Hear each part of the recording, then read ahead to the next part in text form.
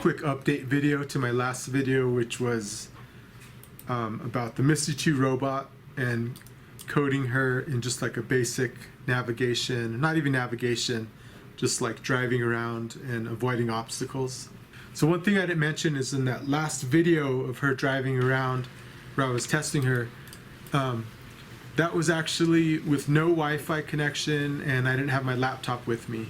I literally put her in this hard case, and then I took her to my gym, and then I turned her on. And so that, for me, that's an important feature that Misty is that she can kind of have a default skill that's going to be the one when she boots up, that she's going to load this skill automatically.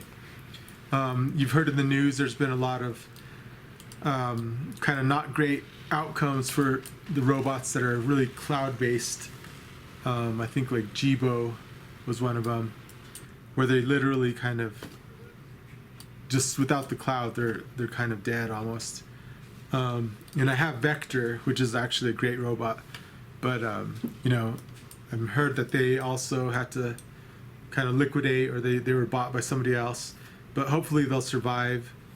They're claiming to keep their servers on, but it's another thing if the servers go out. I've taken Vector out into the real world, like to a restaurant or something, and the functionality just was really limited after that, at that point, with no Wi-Fi. I have Misty loading a default skill now, and I'm going to show you right now how I do that. So it's just in the kind of JSON config file. You'll see there's a place where you can, you know, there's the normal default one that they give you, and then here if you just add startup in this option right here, then she'll actually load the skill by default. Okay, but since it's a driving skill, it's kind of okay to have her up on her block and then start it, and she won't go off the table or something. But even better than that, I wanted her to kind of wait before actually starting to drive. I install an event handler for a touch sensor, and I'll show that code in a second. And I'm basically waiting for an event for a touch sensor under her chin, and then she'll start driving.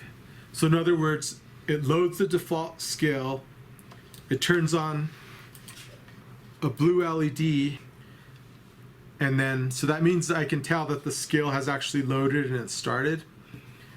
But then until there's the callback for the touch sensor under her chin, then the actual driving and the rest of the skill will start in the rest of the loop.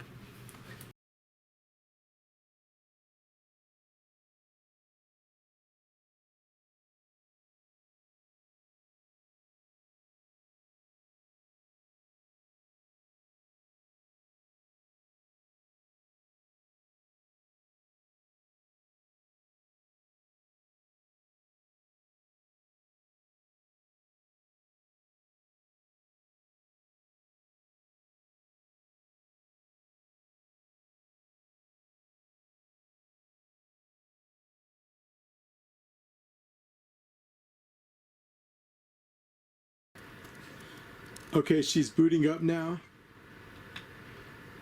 and then you'll see her LED will turn blue,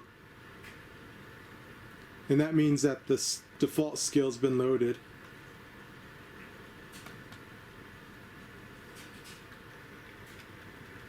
Okay, so her LED is blue, her default skill's been loaded. That's just another robot to keep her company. And what I'm going to do is I'm going to touch under her chin, and that will start the rest of the skill.